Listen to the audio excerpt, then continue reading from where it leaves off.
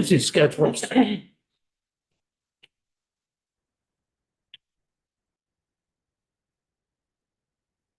Hey, good morning, everyone. Welcome to Legislative Committee on Administrative Rules, February 22, 2024.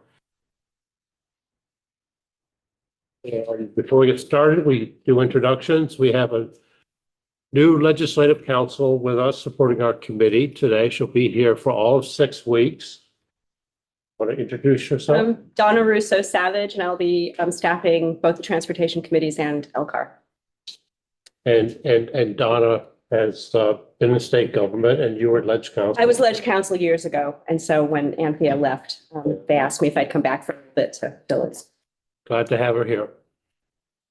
Good morning, Jenny Lyons, Senator representing Chittenden Southeast. And Representative Mark Higley, I represent the Orleans-Lamoille District. Representative Seth Bongarst, Bennington 4. Good morning, Senator Dave Weeks representing Rutland County. Senator Chris Bray, representing the Addison District. Representative Trevor Squirrel, and I represent Underhill and Jericho, and supporting us.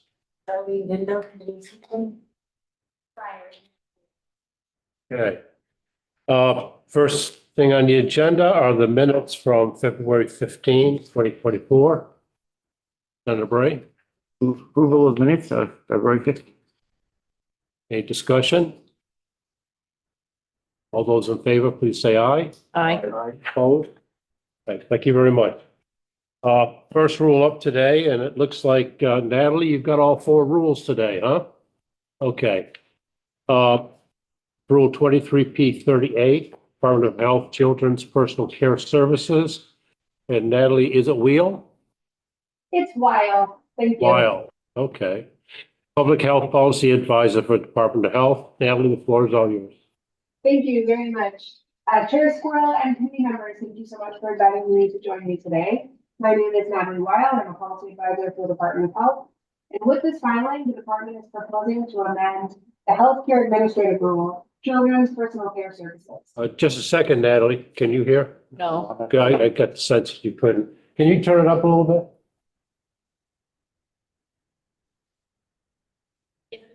Go ahead, Natalie. Would you like me to start over? Sure. Yeah, why don't you start over? Okay, no problem. That's good, that's good. Committee members, thank you for inviting me to join you today. My name is Natalie Wild, policy advisor for the Department of Health. With this filing, the department is proposing to amend the healthcare administrative rule, Children's Personal Care Services. The purpose of the rule is to set forth the criteria. Natalie, just a second. You're sort of, it's modulating, and we're not picking up everything you're saying. One of the committee members thinks you're too far away from the speaker, but I don't know if that's the case or. Mike. Okay, is this a little bit better? Yes. I think so, yes. Would you like me to start over? Yes. Okay, great. World committee members, thank you for inviting me to join you today. Natalie Wild, policy advisor for the Department of Health. And with this filing, the department is proposing to amend the healthcare administrative rule, Children's Personal Care Services. How am I doing so far? Can you hear me? It's better, but it's not perfect. It's better, but it's not perfect. She's not close enough. When she leans back. I'm gonna grab my computer here and bring it. Here.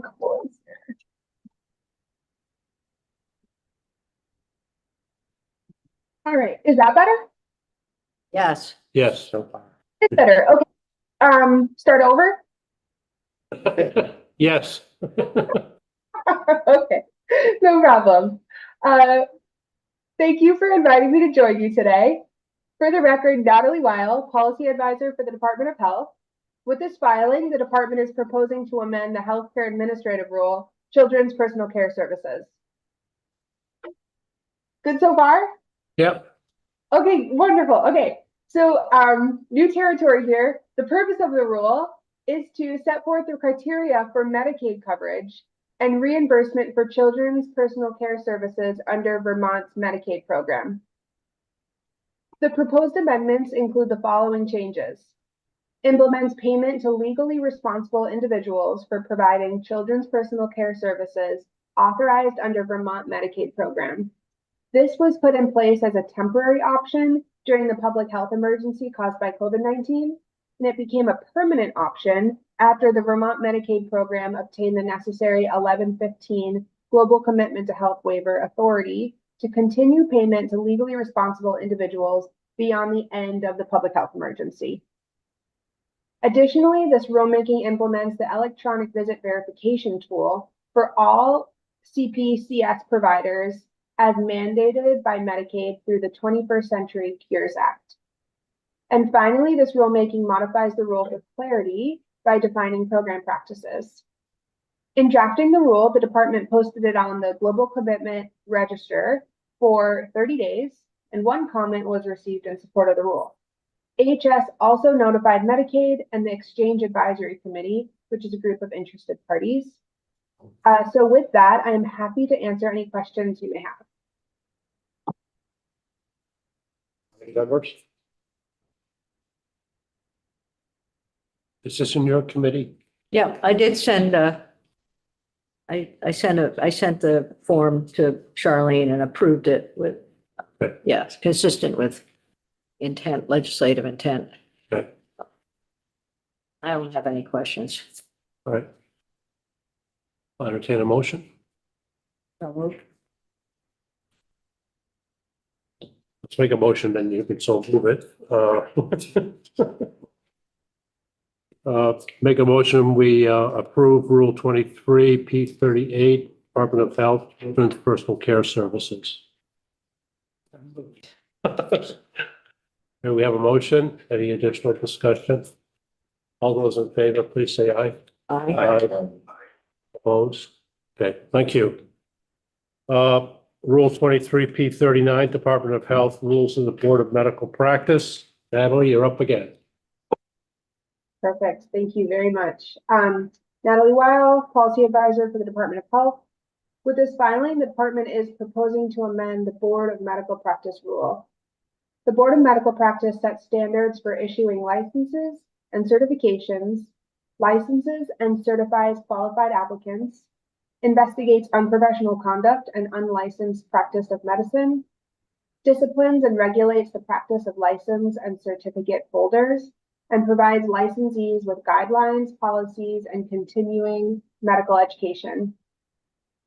The proposed changes made through this rulemaking primarily respond to statutory changes.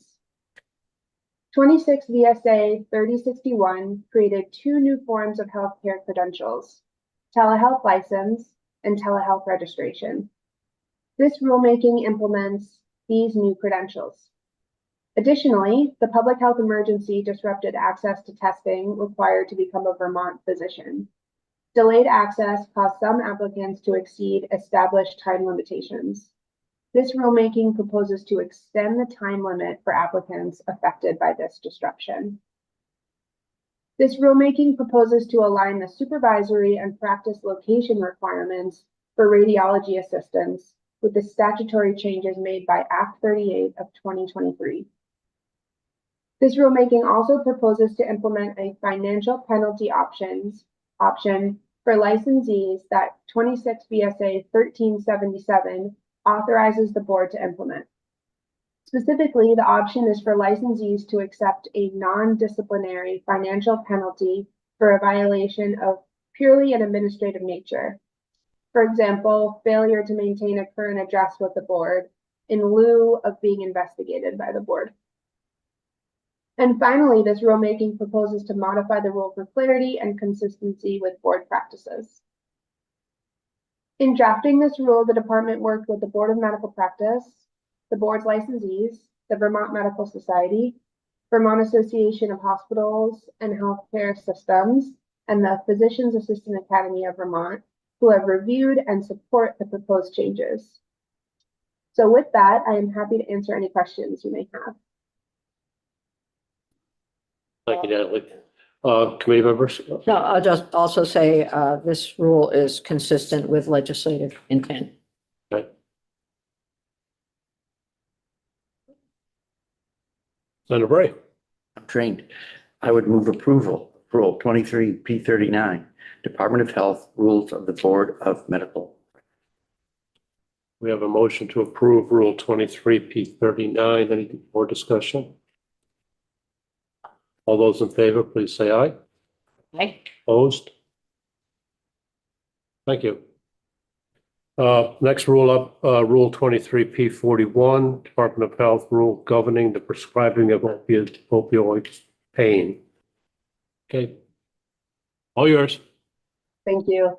For the record, Natalie Weil, Policy Advisor for the Department of Health.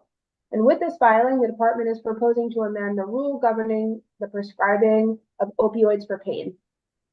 The purpose of this rule is to provide legal requirements for the appropriate use of opioids in treating pain in order to minimize opportunities for misuse, abuse, diversion, and optimize prevention of addiction and overdose. So this rulemaking replaces the word naloxone with opioid antagonist to allow for a broader range of medications that can be co-prescribed with opioids. In drafting this rule, the department worked with the Vermont Medical Society and Vermont Association of Hospitals and Healthcare Systems, who have reviewed and support the proposed changes. And with that, I'm happy to answer any questions you may have. Yeah, it's a pretty straightforward rule. And it is consistent with legislative intent. Any questions, comments? Senator Bray. I would move approval of Rule 23P40, Department of Health Rules governing the prescribing of opioids. We have a motion from Senator Bray approving 23P41. Any additional discussion? All those in favor, please say aye. Aye. Opposed? Thank you. Now we have Rule 24E02, which is an emergency rule, Department of Health Reportable and Communicable Disease Rule.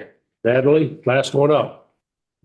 Okay, last one here. For the record, Natalie Weil, Policy Advisor for the Department of Health. With this emergency filing, the department is proposing to amend the Reportable Communicable Diseases Rule.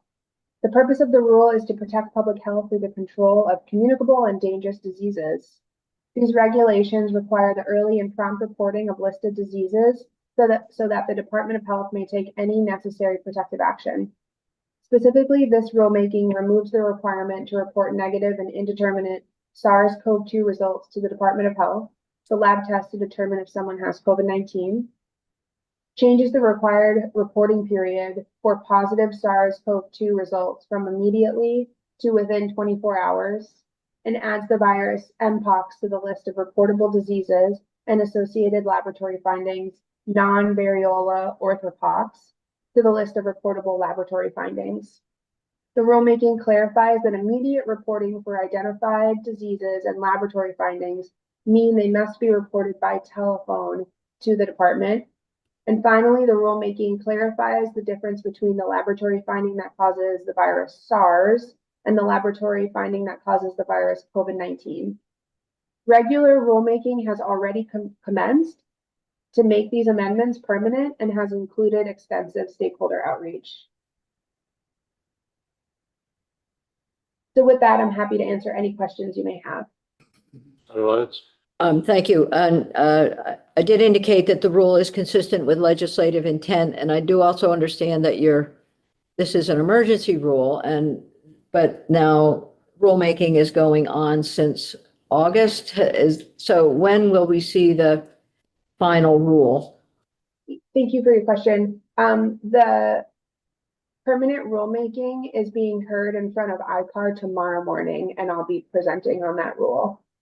So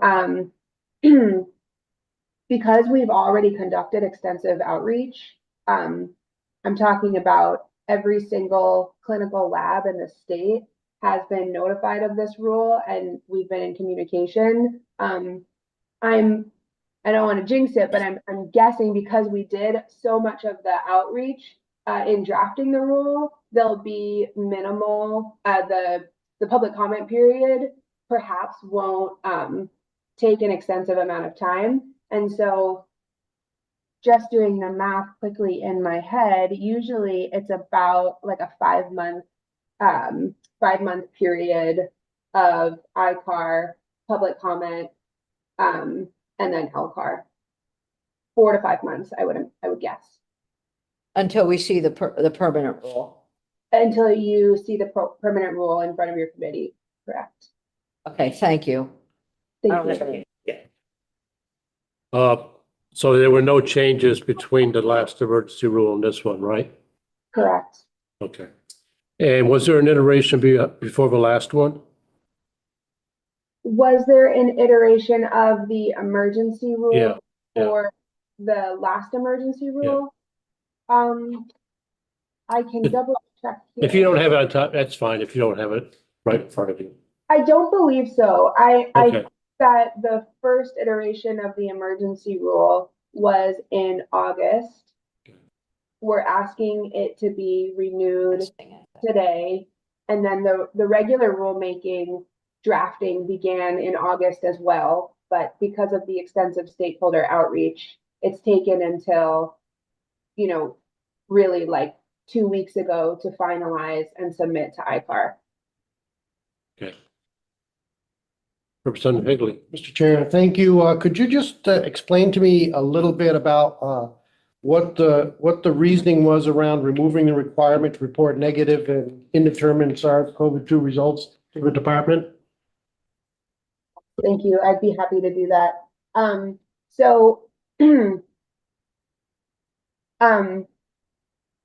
Institutions were having to take a lot of extensive time to report the negative and indeterminate time. So this is really a time saver for nursing homes, long-term care facilities who are conducting their COVID-19 tests. If they conducted any tests in their institution, they would have to compile all the indeterminate and negative results, which was took a lot of their time, a lot of their resources. And because the CDC has determined that there's an end of the public health emergency caused by COVID-19, it was not necessary anymore to use these resources for that reporting. Okay, thanks. I think that does it for me. Again, it's just the results that were negative and undetermined, correct? Okay, thanks. Thank you. Senator Bray. I would move approval, Rule 24E02, Department of Health, Reportable and Communicable Diseases Rule. We have a motion to approve Rule 24E02. Any more discussion? All those in favor, please say aye. Aye. Opposed? Okay. Thank you, Natalie. Thank you so much for your time. I'm sorry that you had to hear me speak. Well, we appreciate having a no drama meeting. We haven't had one of those in 4 months, I think. Wonderful. Thank you for your time. Thank you. Thank you. Okay. Thanks, committee. We have one more thing before we get out of here. Michael O'Grady did up a letter to committees of jurisdiction relative to the concerns related to the Vermont use of public waters rules. I had Charlene circulate that. Did everyone get a copy of that? I can get it afterwards. It's okay. Sorry. All right. See. If you haven't read it, I did circulate to a couple of people that had a couple of questions. So not everyone saw it until this morning. So if you want to take a quick minute to look through it, and we can have a discussion, and if we're okay, we can get it out of here.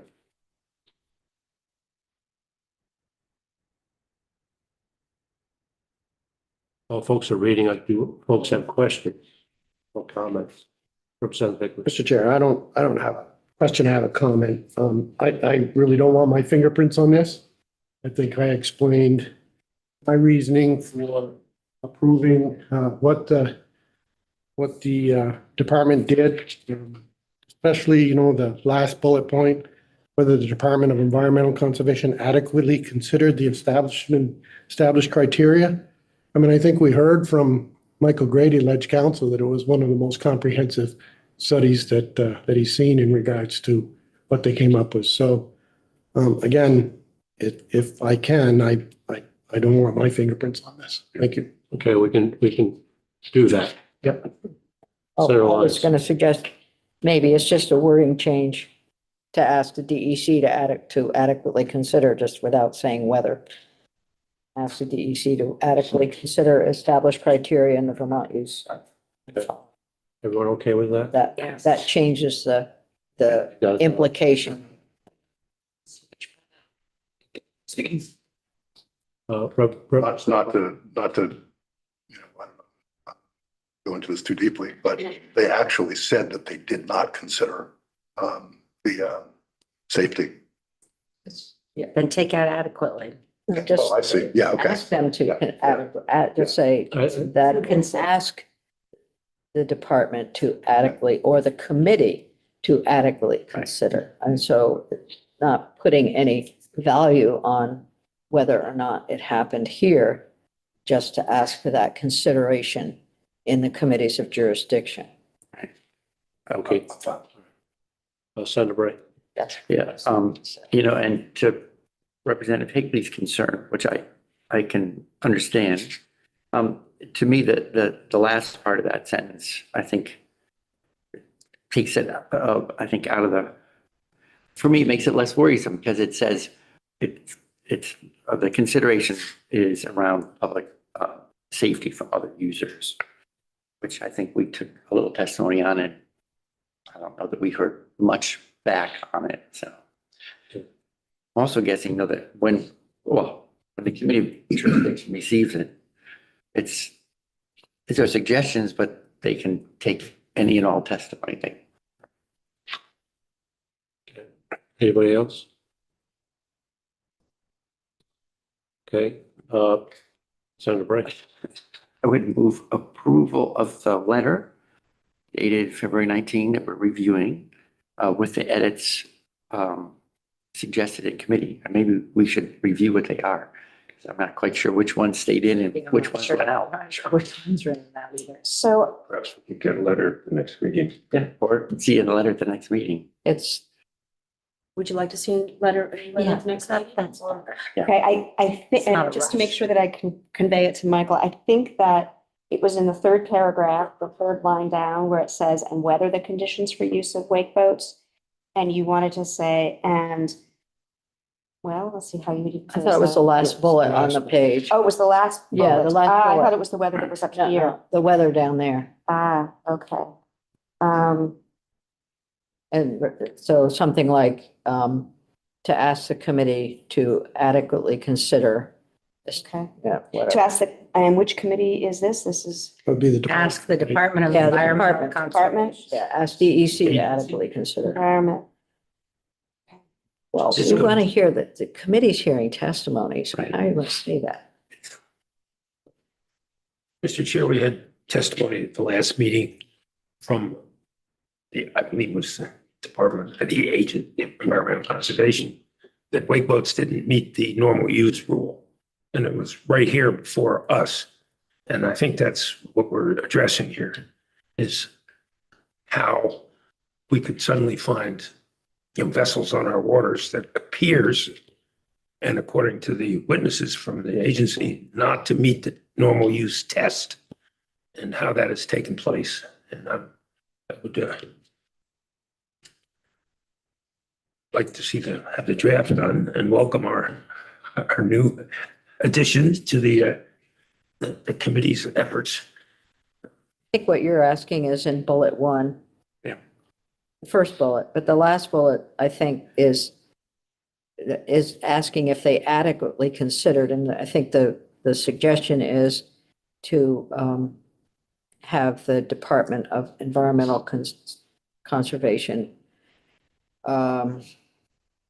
consider. So if I know that, the leading language is that you are asking the legislative committees Mhm. to review whether the department has adequately considered. So you're instead saying, So what's wrong with that? Yeah. What's wrong with that? Not accusational. No, it is an accusation. Thank you. okay, Yeah. Yes, Mr. Chair, we, All right, just for go ahead. council, ooh, It's not accusation. you're jumping aboard a speeding boat here. I would say that it is a little bit accusational. Well, I mean, if you're saying whether or not the department adequately considered, I mean, Yeah, that's our job. To determine if the approach was appropriate, not sending it back to another committee to review the same if you material. want to just say they should consider. Right. Yeah. Because of our opinion. No, it's, yeah, I'm fine with that. When- I think should that's- consider. Mr. Chair, when we find ourselves in a position where there's a conflict between what different parties believe the law calls for, and there is one side or the other has contributed to the confusion over what has taken place, we often draft letters to the committees of jurisdiction notifying them that for some reason there's some ambiguity and there may be some ambiguity in the law and seeking their recommendation on how to correct that. So we don't have it happen. That we can solve the problem. Right now it's headed for the courts and they'll make a decision. And it's, yeah, or it may be headed for the courts. So Yeah. So you have what you need, no, I don't know what's the So final we'll- decision. and Senator been- Bray. So maybe we could use, the second bullet begins with an if. Yes. So that's pretty neutral. Just says if the department adequately considered. So offering that up is maybe a smoother path. We could come back and look at it next week. Now that we're doing all this, I'm thinking in the first bullet, it really should be whether wake boats or wake sports should be considered a normal use or not, It is there. and then whether they should be allowed. Not whether or not they should be allowed, and then, or whether, and if so, whether such activities should be considered a normal use or not. If you don't consider them a normal use, then would you allow them? Then you have a We just- different test. some would and some wouldn't. Some people would and some people wouldn't. But there are a lot of other uses that are not under the 1993 statute that are considered normal. So this is probably the better wording. The better way, okay. Representative Bongard. To try to really simplify the third bullet, see if this works. Whether the rules protect the safety of users of Vermont's water from potential risk of lake boats. Yeah, that's it. That's the question. Committee's So looking we at. just take out the Department of Environmental Yeah. Yeah, just Conservation adequately considered or established criteria. say whether the water rules protect the safety of users. That's right.